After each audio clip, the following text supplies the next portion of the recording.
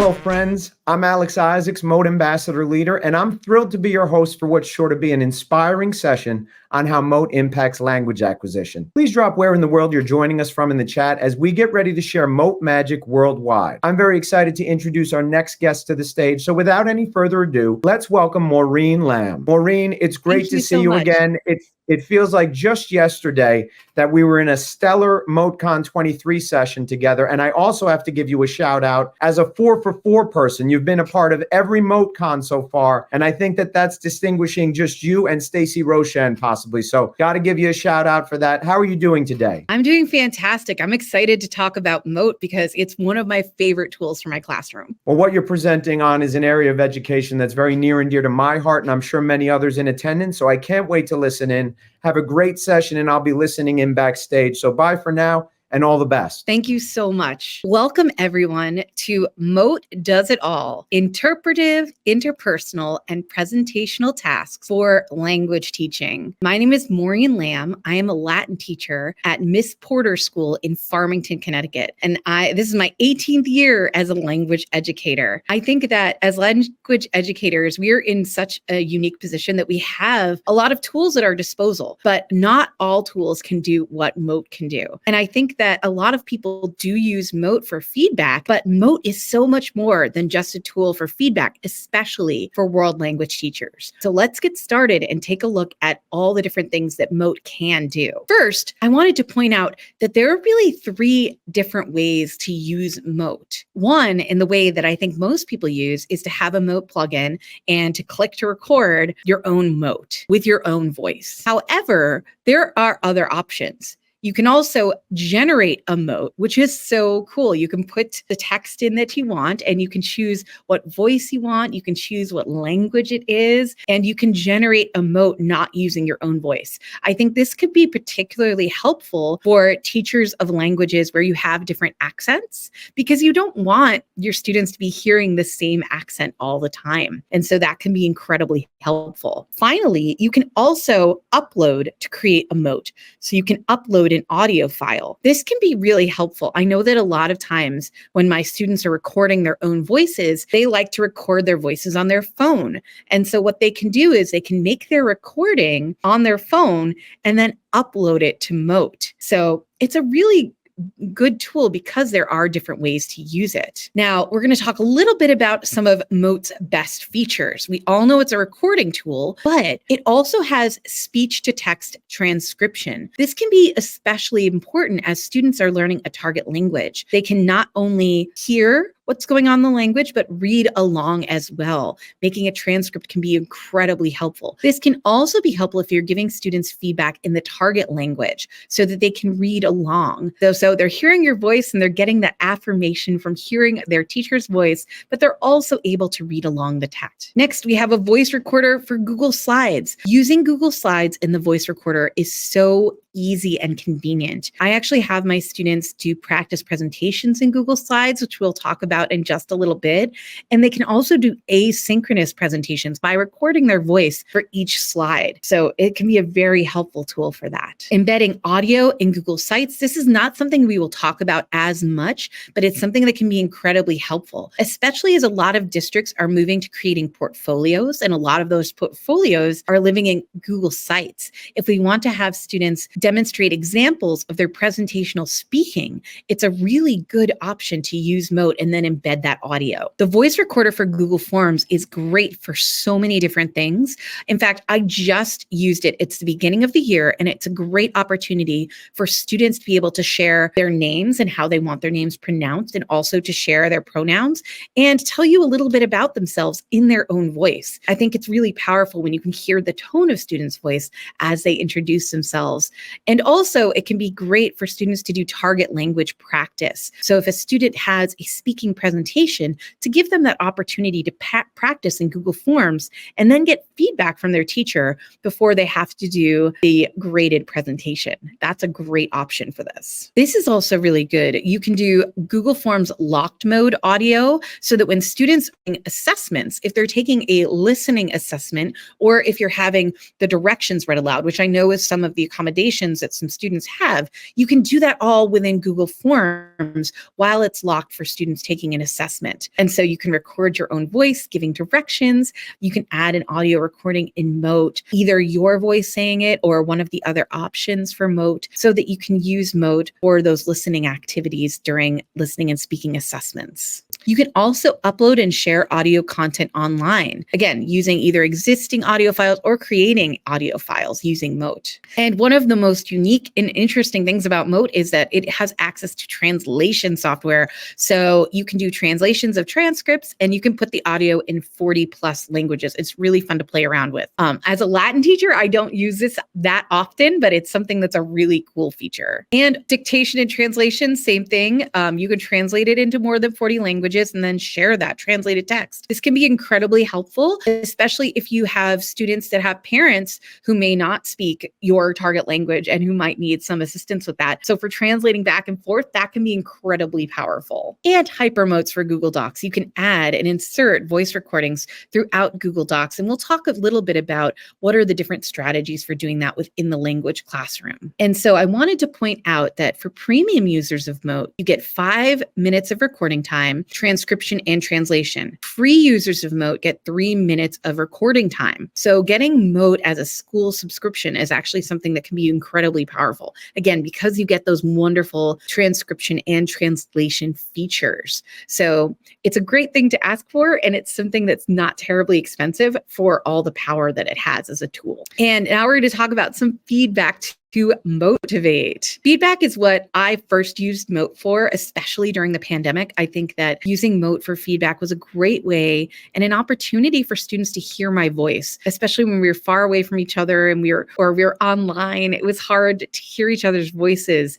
And being able to do that was so impactful for them. And so here are some strategies for using it for feedback, especially in the world language classroom. So for Google Slides, like I was saying, you can assign each student a slide, which I love doing, and then give a feedback in a comment through using Mote. Or you could actually have each student do a speaking activity and then give them feedback right on that slide. And each student would do it on their own slide. It's very cool. It's something that I really like doing. Also in Google Docs, students could share their work in that Google Doc, and then you could give target language feedback in a comment. This is especially good for our more intermediate or advanced students, as the target language comments can be incredibly helpful. Also in Google Classroom, students can share their work, and then you could give them the target language feedback in a comment. So they're going to upload their doc that they did their work on, or maybe they can even do it in a discussion or something like that. And then your feedback can include a Mote where they can hear that feedback. And finally, as we talked about previously, students can pronounce their names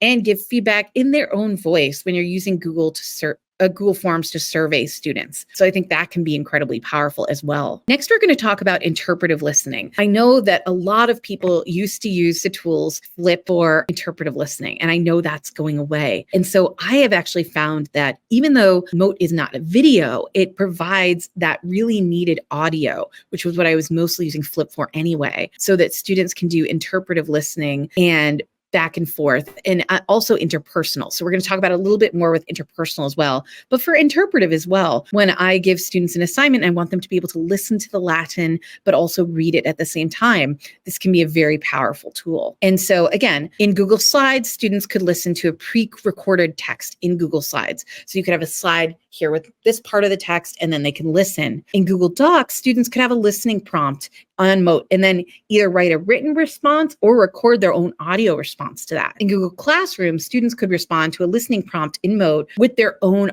Mote audio. But if you do not have access to Google Classroom, you could also do the same thing in Google Forms, which is incredibly helpful. So that's something that can be really helpful. You put in a listening prompt and then students can use Mote, their plugin, to respond. So that's a really cool feature. Next, we're going to talk about interpersonal speaking and responding. I like to say speaking and responding and not just speaking, because I think a really big part of interpersonal communication is listening and being able to respond effectively. And so it's so much more than just speaking. It is speaking and responding. And so for this, again, you can use Google Slides. I use Google Slides for everything. I think it's a really fun tool. But what you can do is students can have a debate back and forth, responding to different prompts within Google Slides. So you could have a prompt on every slide, and then students can comment back and forth to each other. So students could do an initial, here is what I think about this prompt. And then they can go on and listen to their fellow students' prompts, and then they have to respond to 2 or 3 other people's responses to the prompt. And so that is a really cool way to use Google Slides. And again, have a bunch of different speaking prompts. And so with different topics on each one. Students can also do a real-time discussion in Google Docs. Again, going back and forth, commenting on the topic, and then responding to each other, because that's what's really important. Are they listening? Are they responding? And I think that while the initial prompt and the response is important, I actually think it's more important to hear what students are responding to their fellow classmates. I think that is incredibly powerful. And to see if they really understood each other in the target language, because that's showing their level of communication and really where their proficiency is. And finally, you can do this too in Google Classroom using the questions in Google Classroom. Students in real time can respond to discussion questions and then respond to each other using Mote. And this is a really cool new feature that you can use in Google Classroom. So it's something fun and something great to check out with your students. Finally, we're going to talk about presentational speaking. I know that for a lot of students, presentational speaking is something that can be a really scary experience. I know that it's not everybody's favorite thing to do. And so the more opportunities we can give our students for support and help to really build their confidence in their presentational speaking, the better off we're going to be. And so let's take a look at how Mote can be helpful with this. First, in Google Slides, if students are doing a presentation in class, I'll often have them do it in Google Slides. And so what students can do to get feedback is to actually present their presentation as if they're doing it and record their audio for the presentation on the slide that goes with that audio. That way, as a teacher, you can go in and you can look at their Google Slides, you can listen to the audio that goes along with it, and then you can give students feedback on that. I think giving students opportunities to have a draft of that can be incredibly helpful and help steer them in the right direction if something isn't right or if they have to go change something or something like that. And you can even leave a Mote there with your audio feedback to let them know what they should change or what's going really well or other ways you can support them. Similarly,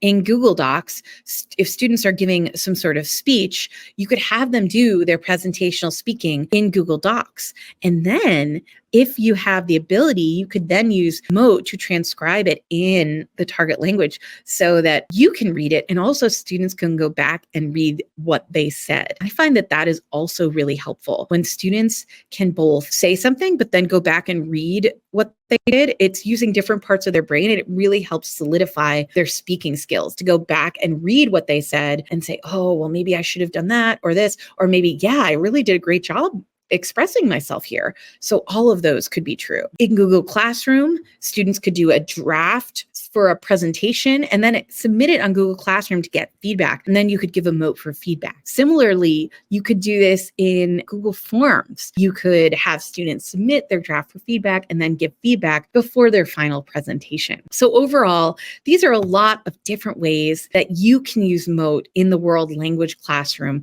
to really enhance your students' and to give them the tools that they need to find success and demonstrate their skills in language. Well, Maureen, of course, I had no doubt that you would completely rock it, and you did just that. Some amazing shares and ideas to integrate Mote into teaching practices, and just thank you so much. I have to commend you. You highlighted all of the best features that I think were a part of Mote Madness in March. So you kind of brought me back to that, and I'm going to put you on the spot here a little bit, but I'll give you an option of either both questions or one of them. So you shared a lot lot of different features that are amazing, including some of the newer ones like the generator upload options. What is your favorite integration or feature about Mote, or what do your kids enjoy about the platform the most? I think my students and I all like the same thing the most. We love the feedback feature. I think that it's really wonderful for them to hear the feedback in my own voice. It can feel so impersonal when you're just writing a comment on a paper. I think that being able to hear the tone of voice and the affirmation of having a teacher tell you, like, here's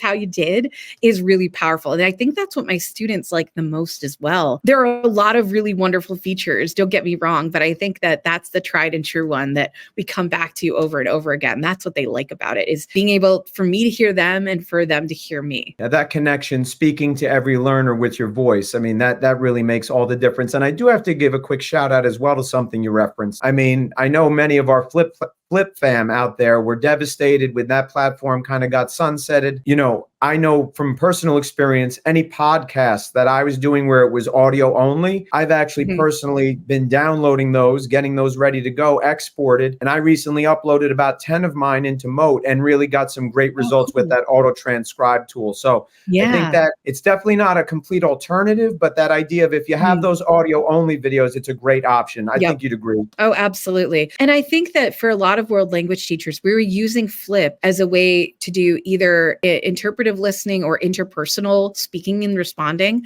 And I think that Mote can provide that in a way where you can save it easily to whatever you're doing with the students. And I think that for a lot of teachers, this is a great alternative. Again, it's not exactly the same, but I think that it provides a lot of the features that we're looking for as language teachers. That's awesome to hear. I love all of it, Maureen. Thank you again for presenting today, and we appreciate everyone worldwide who joined us. Be sure to tune into more of the Motiest conference around at MoteCon 24, and we'll see you at the next session. Be well, everyone, and have a fantastic day. Thank you so much.